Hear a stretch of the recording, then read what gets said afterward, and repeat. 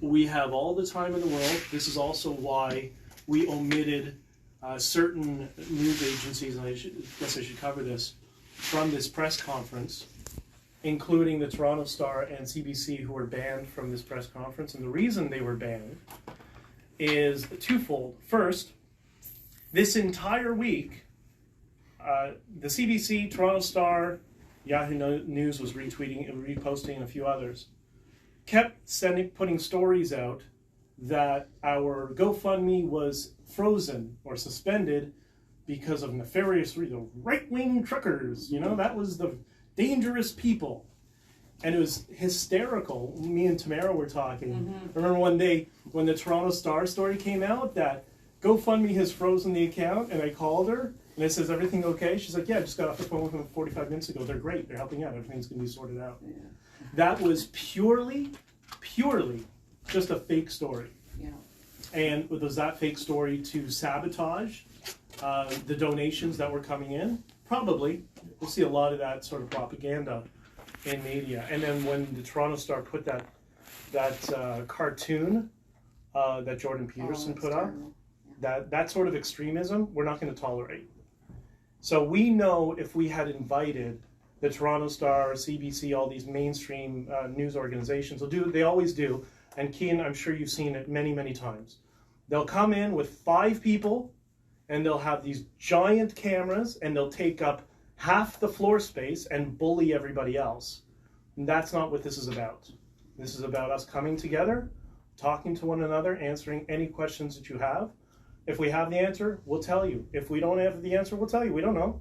And just have a nice conversation with each other and go from there. Can I ask, what's the status of the truckers? I had heard that not all of them got to the Hill yesterday. Some are stuck outside of the city still. What's going on? Where are they sitting? Are they well fed? What's going on? The problem is when people ask the truckers, which truckers? There's so many convoys coming from different places. We've all lost track of them. There's a couple convoys coming from Quebec alone, one that's coming from the Maritimes, a few from Western Canada, and they all got separated. I don't know if you saw the drone footage of the trucks, how many tens of miles long, and they were sitting for hours and hours just to make a right turn. So sections of them decide, okay, we'll turn around, we'll take a different route. And the Canadian infrastructure couldn't handle the number of truckers that were coming in mass in one direction. So that gives an idea of how many there were. We did have that issue last night where the truckers were held over on the highway and they couldn't get into Ottawa. Last I heard it was getting resolved. Do you know the status of it? I've been speaking with the guys. A lot of them were able to get turned around, went back out to the truck stop, regroup. Okay. They're going to be coming back in smaller groups apparently. Okay, yeah. So that's yes, no, all answers all at once. There's just such an overwhelming number of trucks that it's become a logistics nightmare, which is great. That's what we want. We want a logistics nightmare for the government because they solve all our problems, right? Well, they can solve this problem for us now. This is an easy way to fix this. Yeah, that's right. Super easy. Yeah, that's right. How long do you guys plan on staying in Ottawa? How long will this go? Is it till you get what you want? Well, it's going to be summer soon, right? So right now, yeah, it's really cold, but we hang in there. The days are going to get longer. We can take this block party and put it in overdrive, have some dancing outside in the heat. You know, so we're in this from the long haul. More than 2 weeks. A time limit. The thing is with trucks, it's interesting because they're designed to be on the road, especially the long haul ones, for an indefinite period of time. As long as you keep fuel in them, they can sit there for weeks and months. And now we have, I don't know, $8 million? It's probably over 8.5 now. So $8 million worth of fuel, so I don't know, 2023, 2024, I guess we can do. Right? All right, those are my questions. Next. Andrew Lawton, True North. Since you brought up the money, what are your costs at this point that have been spoken for of the GoFundMe? Well, we'll be using it primarily to pay some of these truckers. A lot of these truckers have lost their jobs and have nothing, right? So it's going to be primarily for that. And I guess we're going to have to look at rooms because if we have to stay, we may need some rooms and food and stuff like that. That's what it was primarily designed for. When we set it up, it was to cover the cost of the journey.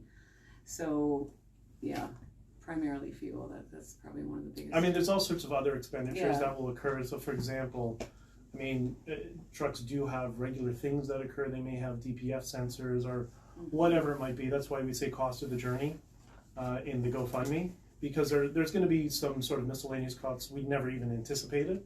One thing's for sure, the money's not for us. We're not touching it. It's not. This is for them. They're the ones who are making the sacrifice. They're the ones who are sitting there in their truck overnight and, you know, starting it every few hours to get some heat in the cabin. That's where the money's going. Is any of it going to compensate truckers who have not been able to work or are not working because they're partaking in the convoy? I guess that's to be determined. It depends if they're involved or their level of involvement in the journey coming here, right? That's really the primary focus. We also never anticipated that we would have this amount of engagement and support and donations. It's given us a little bit of flexibility, primarily allowing us to take over, to take this movement and extend it. You know, originally you get 20 grand, you get a few trucks, you come here, you hang out for a few weeks, you know, you send a message to the government. But now for us, you know, for blue collar people, this is kind of endless resources when it's focused just on that primary goal of fueling them, keeping them fed. You know, a lot of them, you know, we say keeping them fed. Most of these trucks, they have a house attached to them. So they have a fridge, they have, you know, protein bars and foods and non-perishables. So they can sit there for months. They're already taken care of. But if people need, we'll be helping them with that as well. Ottawa police confirmed yesterday not a single incident of violence reported, not a single injury. What's your response to the media that, generally speaking, put the narrative in the last week that this was just a powder keg waiting to explode? Are those the same guys who said our GoFundMe was frozen? I don't know, fake news media? That's why they're not here.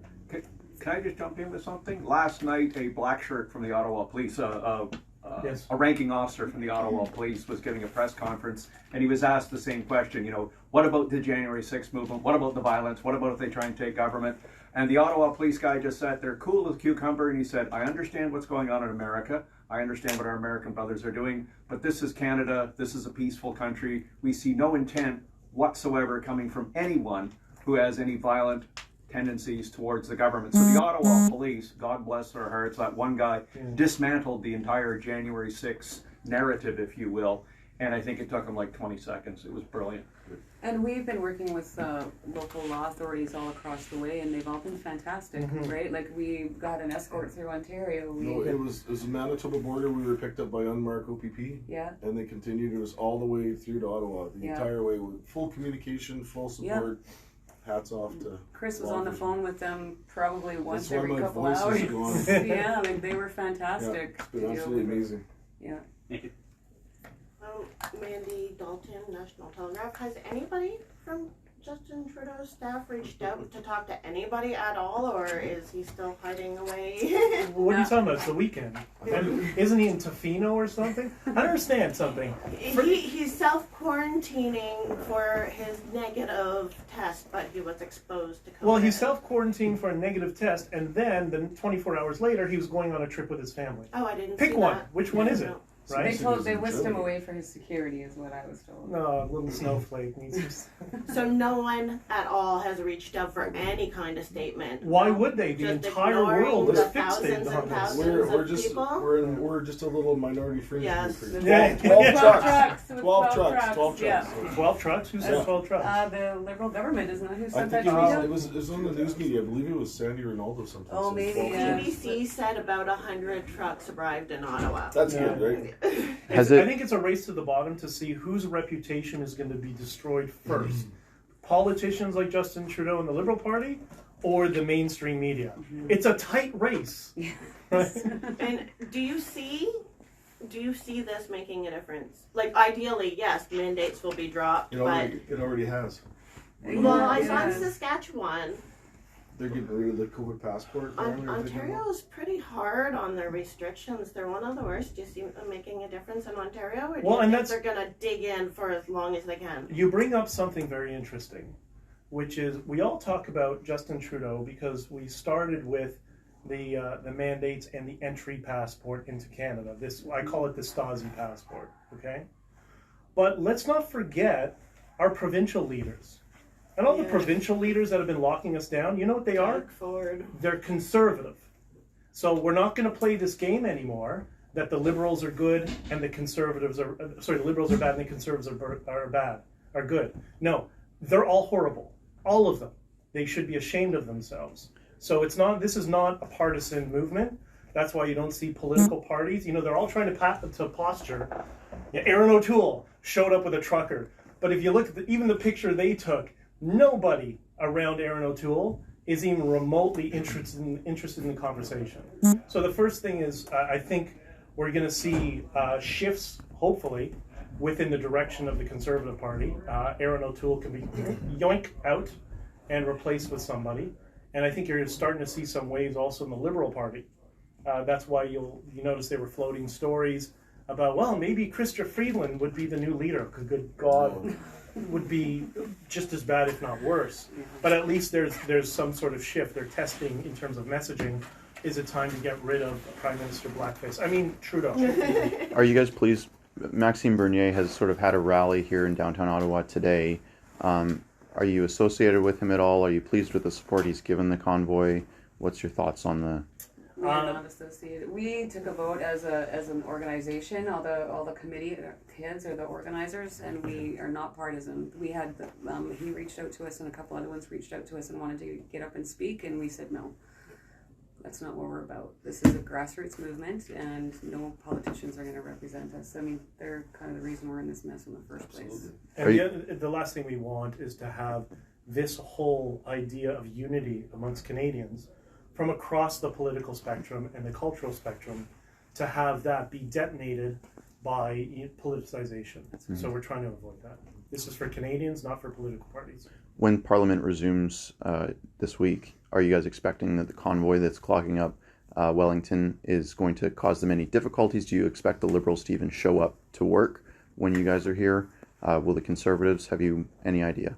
Well, I think on the Liberal side, you'll see our strong leaders hide behind Zoom. I was going to say that. Which is funny, an app that Google and Tesla said they will not allow on their platforms because it's spyware from the Chinese government. Yet our government is using it. Anyways, but so I anticipate them hiding behind Zoom, and the Conservatives, I anticipate them slowly trickling out. I have had people in the Conservative Party reach out to me, MPs who I've known for quite some time, quietly, we're supportive, and I'm like, that's great. You can get out there and show yourself and show that you're a leader, because you don't have a leader right now. So that, by the way, that would be my message to the Conservative Party. We all know Aaron O'Toole. Great. We look forward to meeting the leader of the Conservative Party.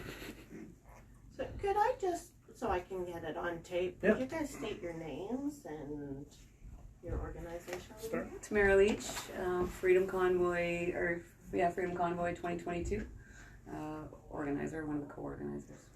Can I spell your name? Yes, of course. It's TAMARALICH.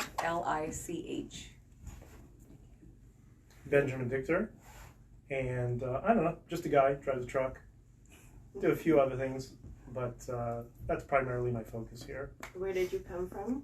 Ontario. From Toronto. Chris Barber. I'm a business owner, trucking company owner in Saskatchewan, cross border. I'm the guy that put all this kind of together with a few other people by an angry social media post. Thank you. What is your last name? Barber, Barber. And just one more question from me, kind of on a off-specific topic, but in general, I know a lot of people have kind of given up on humanity in general over the course of all this. But for myself personally, like on the convoy out here at the stop, seeing people going around giving out boxes and boxes of hearty sandwiches, bags made up, like it had us in tears, bags with kids drawing notes for the truckers and writing them letters on cookies.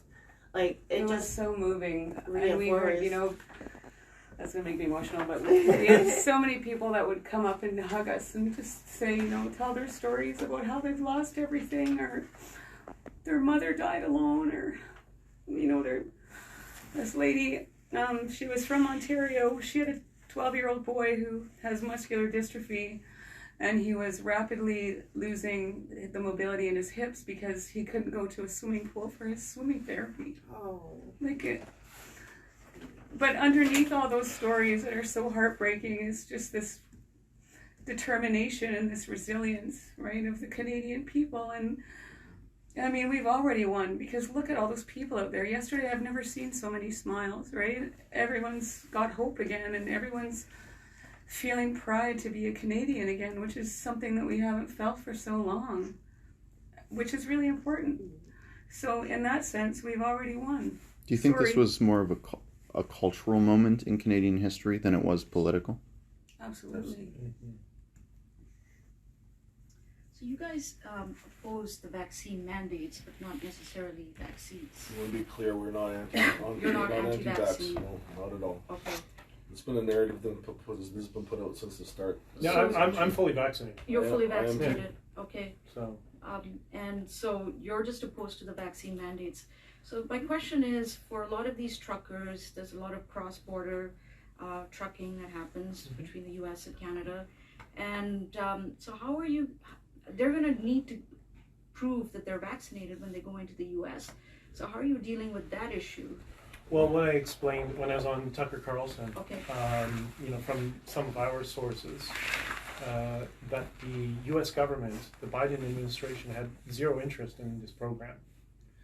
It was the Trudeau government that lobbied and reached out to the Biden administration and encouraged them to adopt this process, this platform, just like in Canada.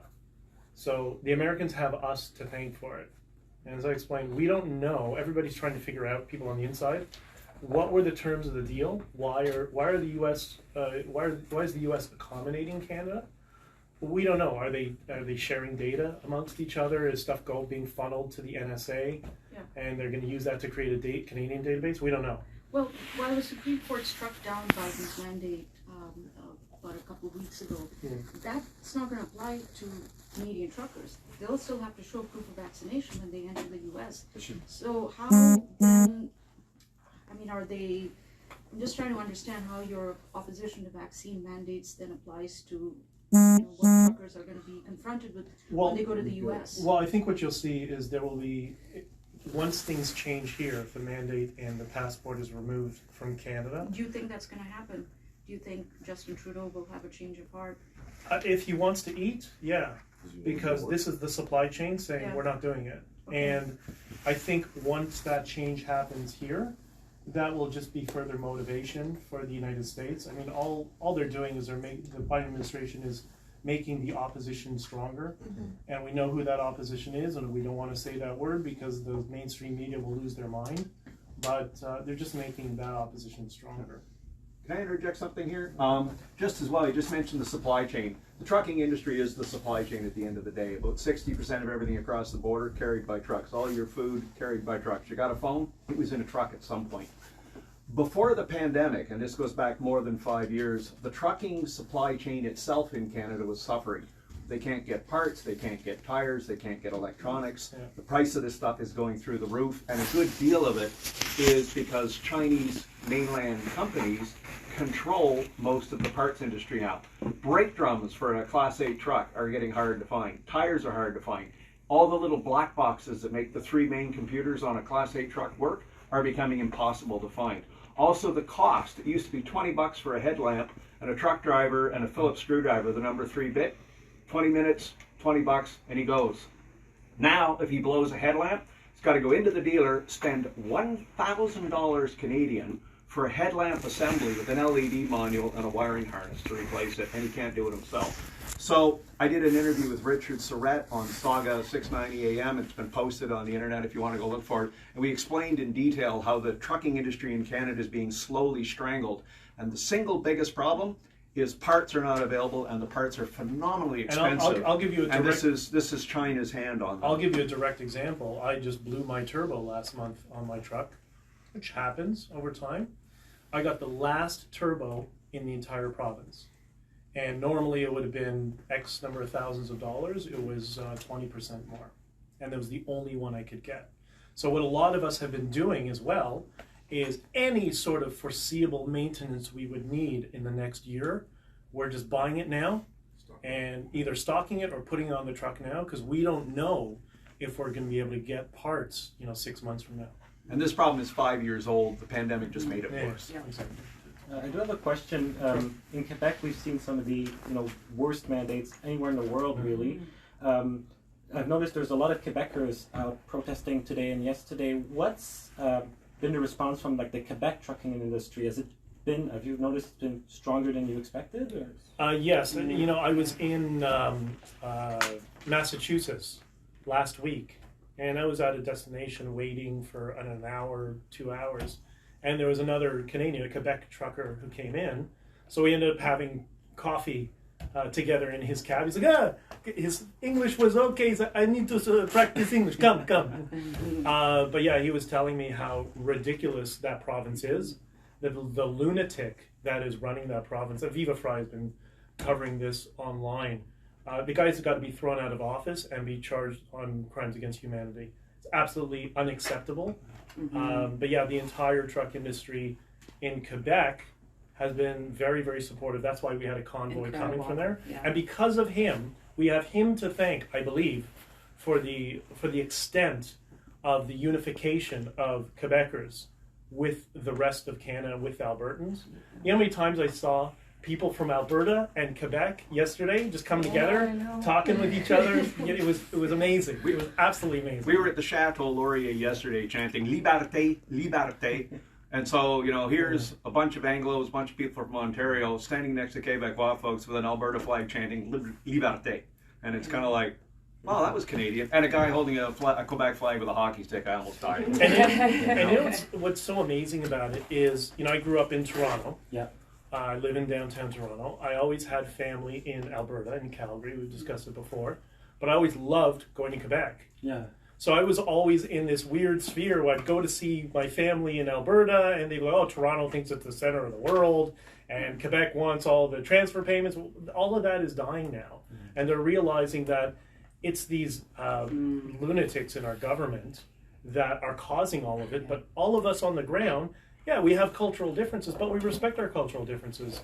And they're features. They're features that we can, embrace of each other. So, yeah. One of the ironies of this is that truckers from Quebec are going to be a part of a Canadian cultural moment where we reestablish unity in Canada. That's right. And if that doesn't bend your mind, I don't know what will. I have another question. I've been looking at Twitter a lot, and those who oppose the convoy, they'll call you guys the Karen convoy. Say, they'll be like, why not? They're so funny. No, they say they'll say, why don't they just take the vaccine? Why, from the conversations you've had, why for these people, why do you think that their choice, is so important? And what would you have to say to people who simply have trouble understanding why somebody is choosing? Well, you've hit the nail on the head. Firstly, there's not one reason. We're all individuals, so people have different reasons for it, right? I have friends who had the first vaccine, and they had this major adverse reaction, and they had started getting bruises all over them. They went to their doctor, and their doctor said, you know what? Just don't take the next one. I'm not sure why. Let's just hold off. So there's those people. Then there's other people that I know, like the guy who broke the story on the convoy, Mark Petroni. He was the first one ever to cover it, remember? Yeah. He would get vaccinated, but he's not going to have the government to tell him what to do. No, I am my own autonomous person. So there's a whole bunch of variables and different reasons why people who don't get the vaccine haven't gotten it, and that's their choice. So Benjamin, how much support did you receive from the different communities from Canada, like immigrant communities, especially those who escaped, from the totalitarian governments and come to Canada and feel like, things are changing also in Canada? What's crazy is the primary communities, because it's not just one, that have been supportive of us from a geopolitical and human rights standpoint has been people who came here from Eastern Europe. There are a lot of people from Eastern Europe descent, whether they're from Poland or Belarus or whatever, that are in the trucking industry We think, oh, that's just your average white Canadian. No, talk to him. Hear his accent. He's from Eastern Europe. And yeah, and those people haven't forgotten socialism and the direction that we're going down, and they're the most concerned. So you see all the videos on social media yesterday from the Sikh community. There's all these Sikh people saying, you know, I want my freedom. I came to Canada for freedom. I'm not giving up my freedom so easily. And call me a white supremacist sort of thing, and mocking the Twitter bots. Have you had substantial support from that community? Because I saw on Twitter a lot of people trying to debunk that, saying, sure, there's 60% of the trucking industry here in Canada, but most of them are vaccinated and they're not part of this protest. What do you have to say to that? I don't know. I think that's more of the media narrative, which can be summarized with "Don't believe your lying eyes," right? And there's so many people from these various communities that want basic freedoms in Canada. That's what we came here for. Justin Trudeau, that's your identity. Freedom. That's what these people are telling you. And those have been some of the most powerful voices to remind Canadians that that is our fundamental... I have been struck by the diversity of just people who've shown up. Children, young, old, people of color, black, white, Chinese, Canadian, you name it. I've seen everybody there. But also we've had some reports of some problematic photos that have been circulating on social media of someone walking around with a Confederate flag and someone else walking with a swastika on a flag. What do you have to say to that? Are those people part of your movement? Okay, so first thing. Yeah. Chris is Canadian. She's Métis. I'm Jewish. Okay. And I was mortified last night when I saw there's an organization called CIJA, and CIJA is run by a guy who thinks he's going to be a liberal senator. His name is Shimon Fogel, and he'll do anything and say anything that Trudeau does to get him into that position. So I go to CIJA. These are the leaders of my community. They're pathetic. They really are. They're what's fueling anti-Semitism in Canada. Because somebody pulls up some random, we call it the hoax hate. You hear this hoax hate all the time. Oh, somebody painted a swastika on a trash can. It's backwards, right? So they're clearly not committed to the cause, right? Yeah, people troll, do stupid things, whatever. Right. Who cares? But what do? Anytime you see something like that, the leaders of that community, they're outraged. This is disgusting. And for the rest of us, it's fueling the hate towards the rest of us. So ignore it, really. These are political hacks that they hide behind the veil of activism for the community. And you know what they do for the community? Nothing but make it worse for all of us. Whereas those of us, regular people, just want to come together and unify. So you want diversity? Guess what? You have diversity right here. And we don't care because we're just Canadian. That's it. What about, there was reports that Antifa would be sending in instigators. Have you seen any evidence of anything like that? Anyone sent in to instigate?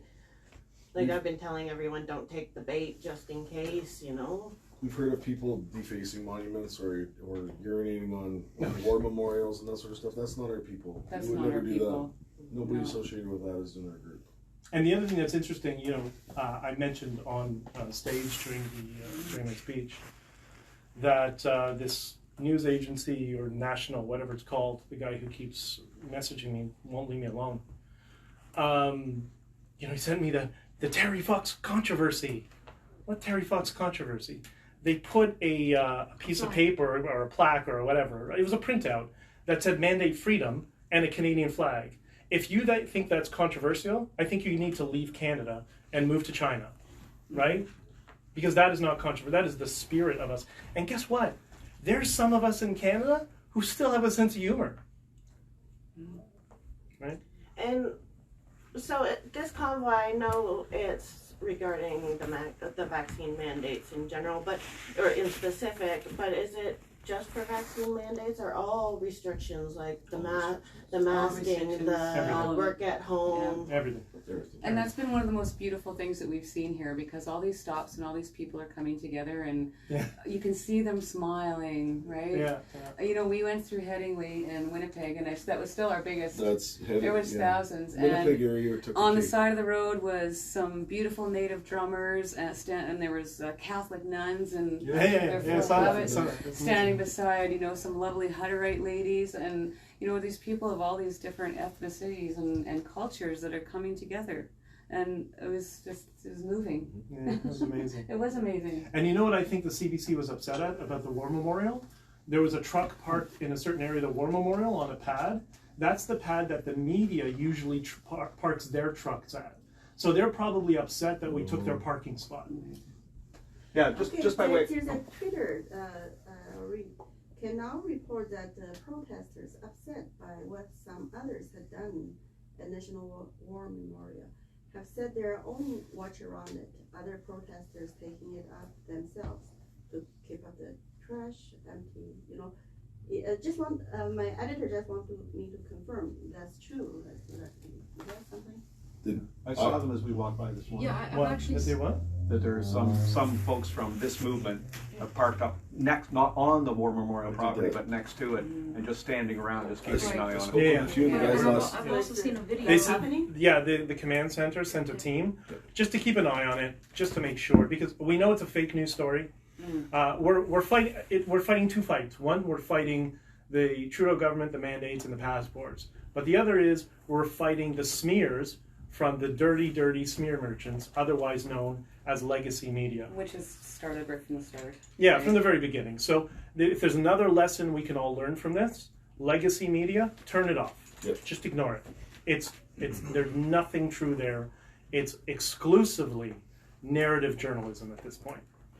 Just on the note of the different community representations, I was wondering if you could speak about the Indigenous aspect on this, and not just the volume, but specifically the why. I mean, what are the issues that they're bringing to this that might be distinct from issues other communities are bringing to these mandates and restrictions?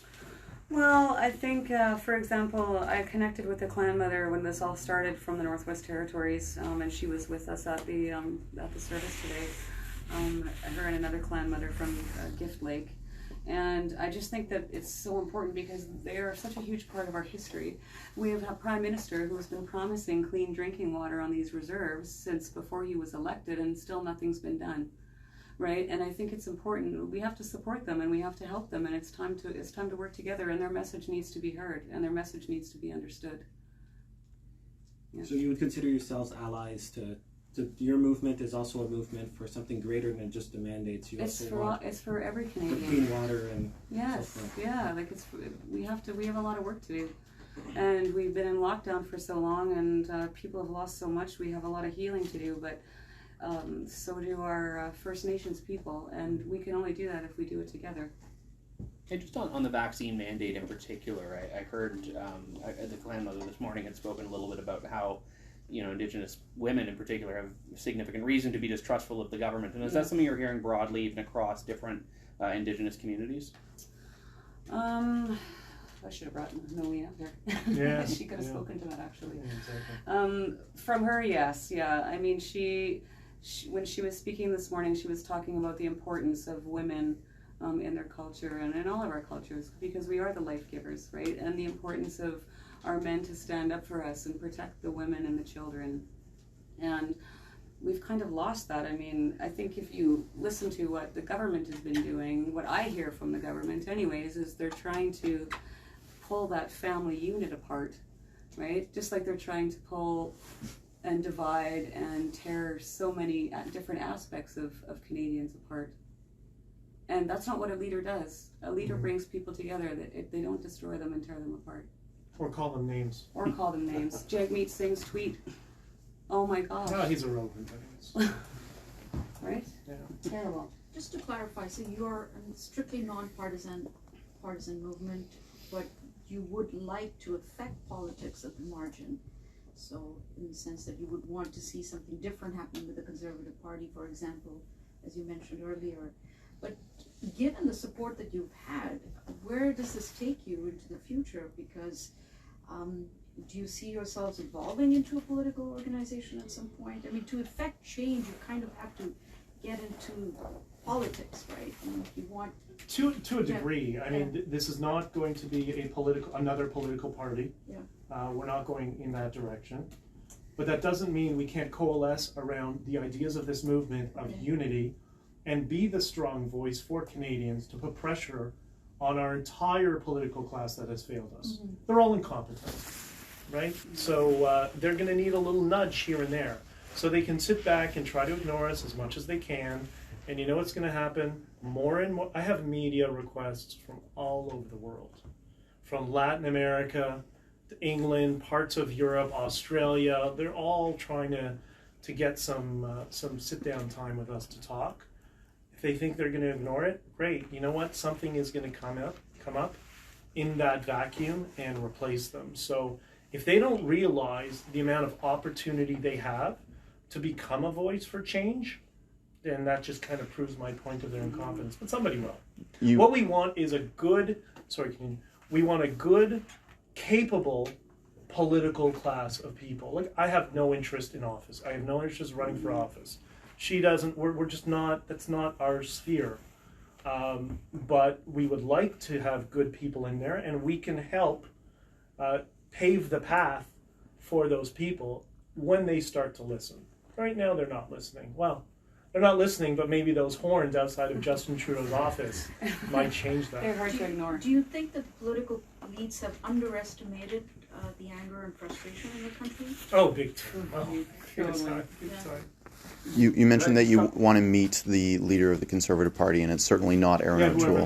Whoever that is. There's been a few MPs that have come out to meet with the convoy, and a few MPs that have been quite vocally supportive of the convoy. Is there anyone that you would like to see lead the Conservative Party, if not Aaron O'Toole?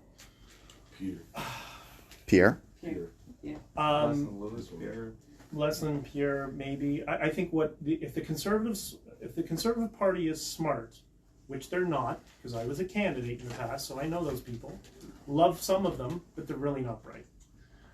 If they were smart, they would pull Aaron now, right now, get him out of there.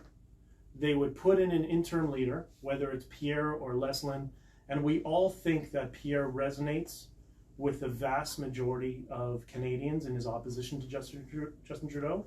He's been very effective. Would he be effective as a leader of the country? That I don't know, but definitely in opposition, he's been great. I think if they pulled Aaron immediately and they went into a snap election as quickly as they can, bring down the government, and they campaigned with an interim leader with the option of maybe running, I think his career would end very, very quickly. And if they don't, the fact that they don't see that opportunity in front of them is crazy to me. And it's so plainly obvious.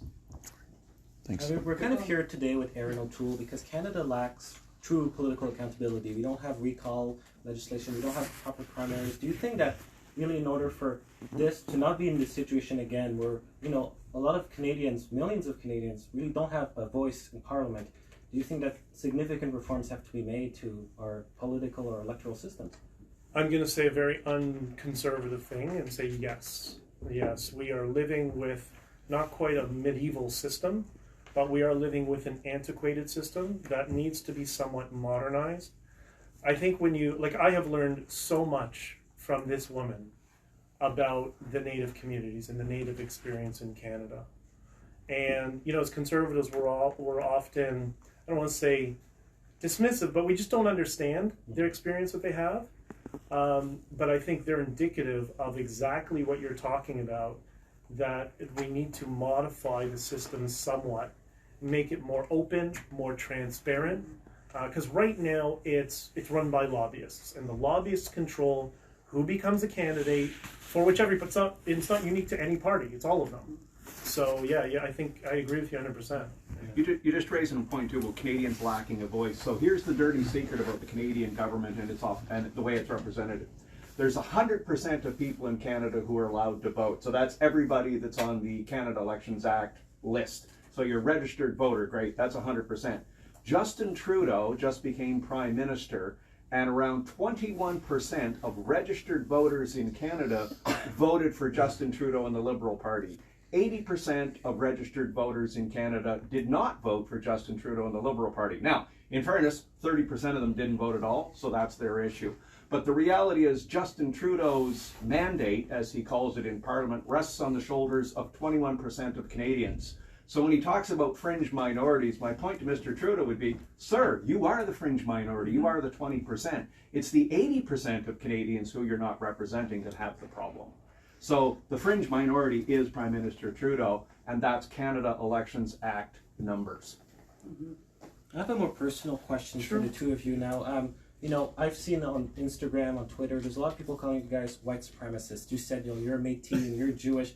How does it personally feel to be attacked in that way? To be really called something that you're really not? Like, are you upset, angry? Do you not mind at all? Like, how do you feel about that? For me, it's a combination between obnoxious and hysterical. Mm-hmm.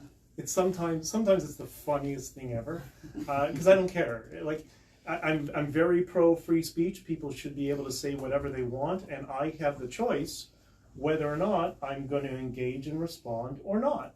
I don't need the government to control that for me, right? That's not their business.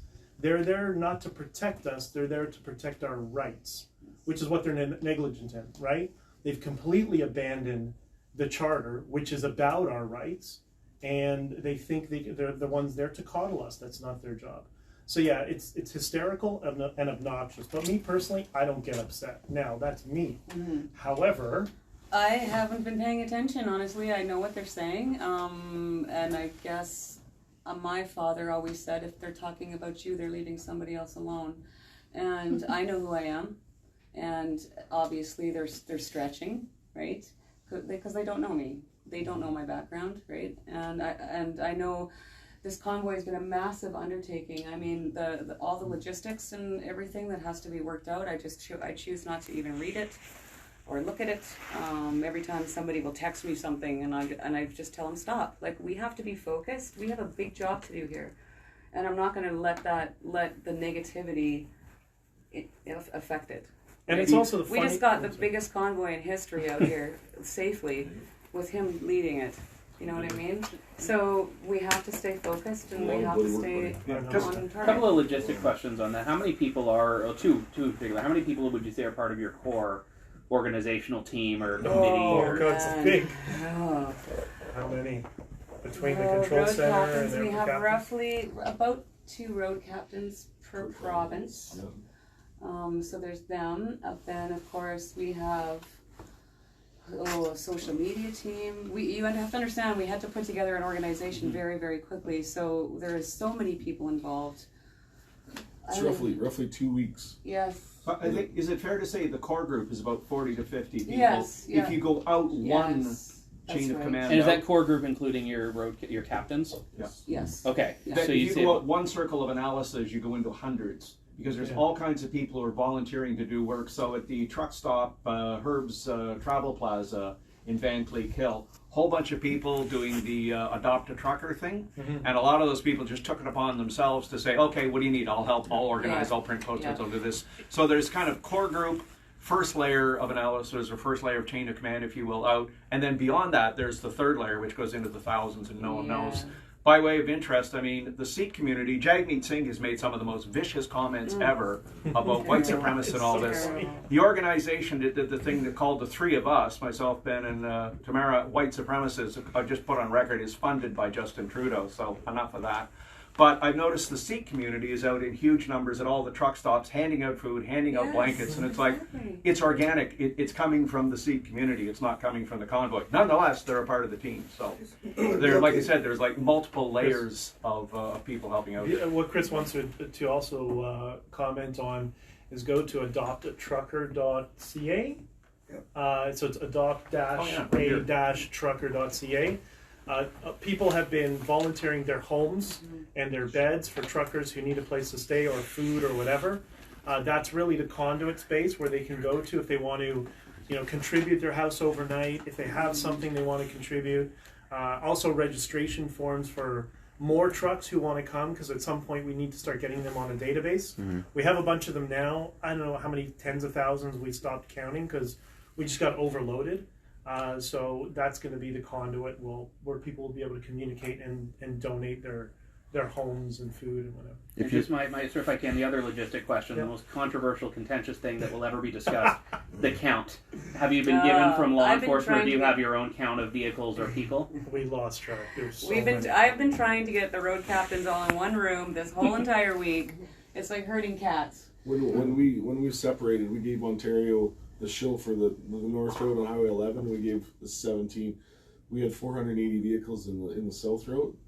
I would imagine that the group of us was split into two, so we were roughly 1,000 vehicles coming across Canada from the west. Yeah. And that's just one small convoy. 100 kilometers long. Starting point would be how many hotel rooms are there in Ottawa? Yeah, exactly.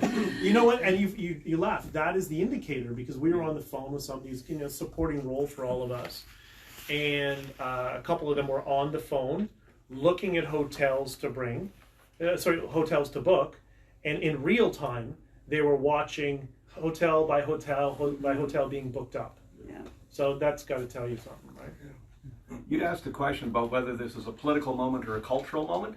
At the moment, it's a global cultural moment. Just by way of explanation, I'm ex-military, ex-intelligence. I worked for the RCMP for 7 years as an intelligence contractor, doing counterterrorism and investigations into politicians and Host judges. of the Quiggin Report podcast, by the way. Go to thequigginreport.com. Like, share, and subscribe. Okay, I'm also ex-PCO. I used to work for the Intelligence Assessment Secretariat, which provides intelligence advice to the Prime Minister and the Cabinet. So I'm part of that group. But I've got and I'm also an ex-central banker. I did risk analysis for the G10 central banks. So I am getting things from around the world, from Australian journalists, risk advisors for major European financial institutions. What prompted me to talk is I know a guy who's an actual samurai. Not some guy who thinks he's a samurai, but an actual sword-carrying samurai. And he saw the picture of the clan mothers this morning. So you've got samurai supporting this. It's just unreal. Convoys in Europe, convoys in Italy, convoys in Australia. Donald Trump, God bless his heart, came out yesterday at a rally and said, did you see those Canadian truckers? They're doing more for freedom in America than American leaders are doing for freedom in America. And you're just kind of like, okay, here we go. It is a global cultural movement which is pushing back against Build Back Better, against cultural Marxism, against progressivism, against Klaus Schwab, against Bill Gates, against the World Economic Forum. For everybody that says the Great Reset and all that stuff is a hoax, there is a book called COVID-19 and the Great Reset, written by Klaus Schwab, the head of the World Economic Forum. Just so you'll know, Prime Minister Trudeau on his website supports the Great Reset. Our beloved Minister of Finance, also known as our Deputy Prime Minister, the Honourable Chrystia Freeland, is on the Board of Trustees of the World Economic Forum. So when people say, I don't understand where Trudeau's going, what's he doing, why does he do all these things? There's an agenda. It's the progressive agenda, it's the post-national agenda, it is the Build Back Better agenda of Mr. Biden, the American president, and Kamala Harris, the vice president. So what you've accidentally done or deliberately done or whatever, Tamara, she helped organize my tour in Alberta, which is how I got mixed up in this. If we don't all wind up in jail. Anyway, we have put a finger, I think, on the pulse of the people of the world. So I made that comment to you about Justin Trudeau as the minority because he represents 21%. Every other country has the same problem. What's being represented here, I think, is the 80% who are tired of being voiceless, tired of being told they're bad, tired of being told to shut up, and tired of being told they're going to be restricted. And what you've done is you hit the moment at the perfect time. If you had some final words to not politicians or media, but to Canadians who may or may not support this convoy, why are you doing it in just a few sentences? We're doing it because we need change. We need to be unified for the first time. And we need to understand the enemy is not each other, whether it be our religion or race or culture. That's not the enemy. We're all a unified country. The enemy, or the problem, let's say, is the political class who are pushing us into serfdom. And if you don't speak up now and you don't get engaged, this is not going to end. And this is your opportunity. Whether they completely understand or they're pro-vaccine or they're anti-vaccine, that's not the point. The point is your basic freedoms. And if you want to maintain your basic freedoms, this is the movement that is there for you to grasp, to help. Thank you.